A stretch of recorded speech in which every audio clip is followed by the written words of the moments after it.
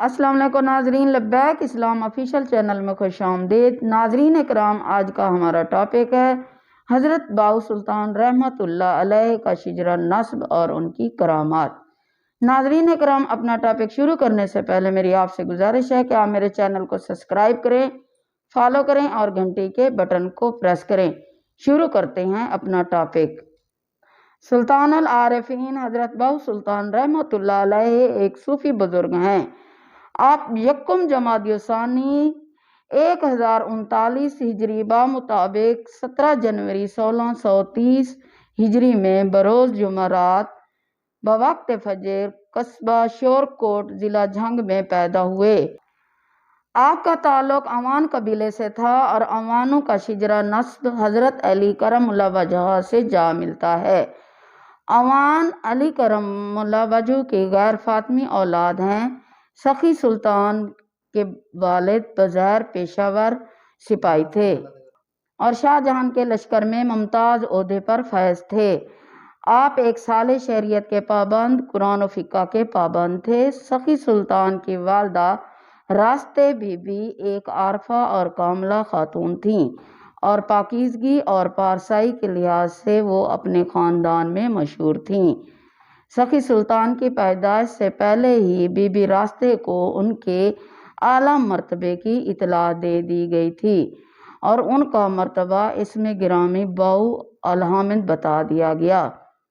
جیسا کہ سلطان سخی باؤ فرماتے ہیں، یعنی باؤ کی والدہ نے نام باؤ رکھا اور باؤ ہمیشہ ہو کے ساتھ رہا۔ سلطان باؤ رحمت اللہ علیہ پیدائشی ولی تھے۔ اوائل عمری میں ہی آپ کو واردات غیبی اور فتوحات غیبی میں مصروف رہتے تھے۔ آپ نے اپنی ابتدائی اور روحانی تعلیم اپنی والدہ ماجدہ سے حاصل کی۔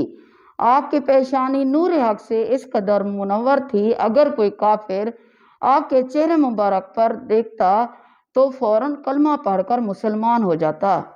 آپ اپنی کتب میں فرماتے ہیں کہ میں 30 سال تک اپنے مرشد کی تلاش میں رہا مگر مجھے اپنے پایا کا مرشد نہ مل سکا۔ وہ اس لیے آپ فکر کے اعلیٰ ترین عہدے پر فائز تھے جہاں دوسروں کی رسائی مشکل تھی۔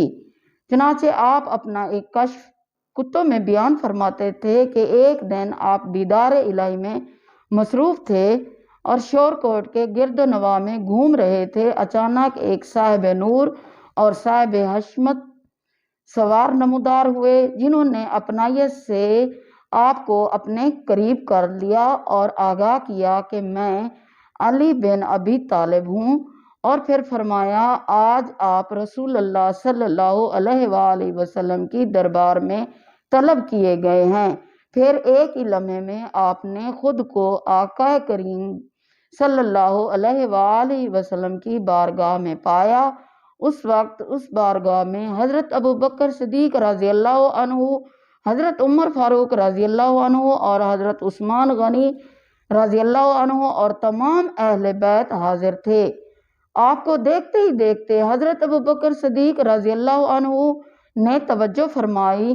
بعد ازاں حضرت عمر فاروق رضی اللہ عنہ اور حضرت عثمان غنی رضی اللہ عنہ توجہ فرمانے کے بعد مسجد سے رخصت ہو گئے۔ پھر حضرت محمد صلی اللہ علیہ وآلہ وسلم نے اپنے دونوں دست مبارک میری طرف بڑھا کر فرمایا میرے ہاتھ پکڑو، دونوں ہاتھوں سے بیعت فرمایا۔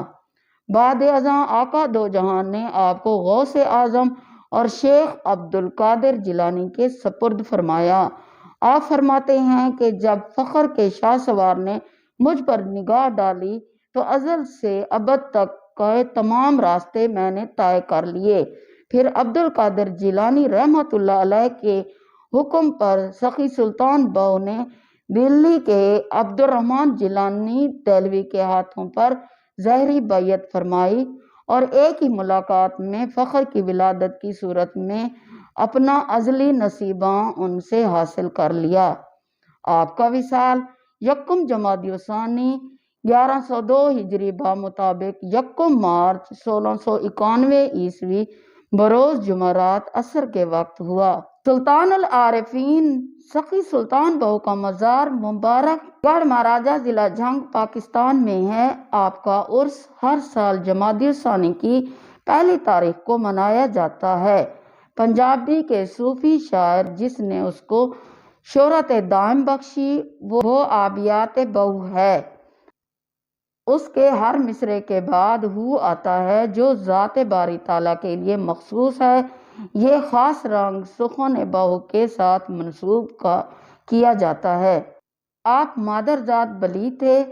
آپ کی تمام شاعری تاسوس سے بھری ہوئی تھی۔ کرامات بہو جب آپ شور کوٹ میں کاشتکاری کیا فرماتے تھے۔ آپ افلاس اور ناداری کے ایک سفید پوش بزرگ تھے۔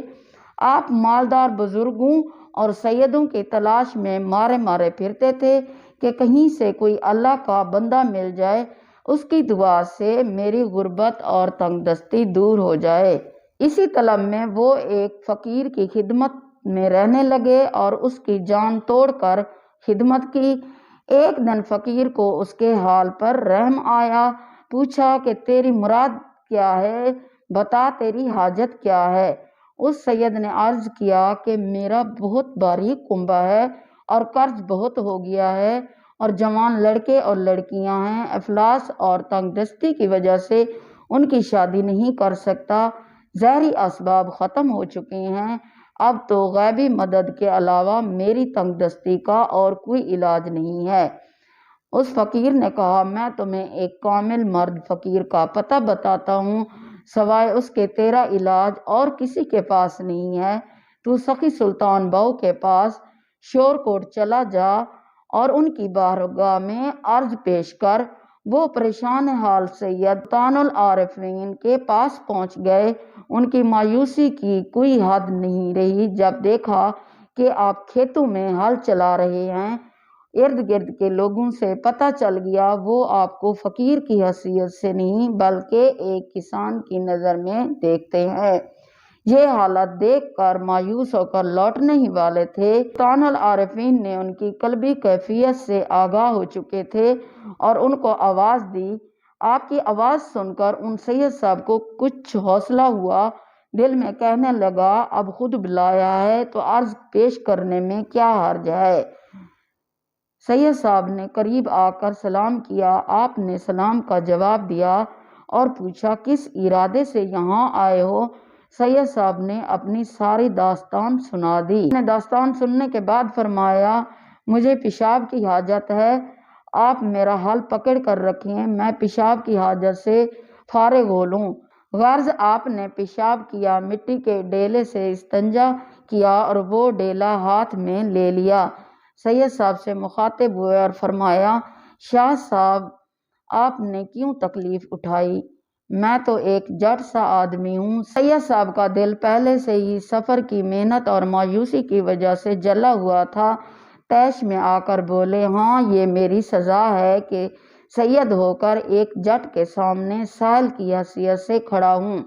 سلطان العارفین کو جلال آیا اور اپنی زبان مبارک سے کچھ اشعار پڑھتے ہوئے وہ پیشاب والا ڈیلا زمین پر دے مارا۔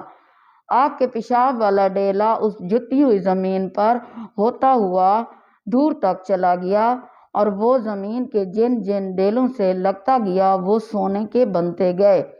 سید صاحب یہ حالت دیکھ کر دم بخود رہ گئے اور آپ کے قدموں میں گر کر رونے لگے، معافیاں مانگنے لگے۔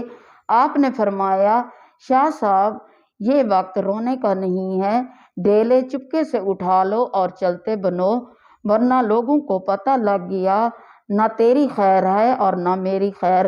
چنانچہ سید صاحب نے ان سونے کے ڈیلوں کو جلدی سے اپنی چادر میں لپیٹ لیا اور آپ کے پاؤں چومتے ہوئے وہاں سے چل دیے۔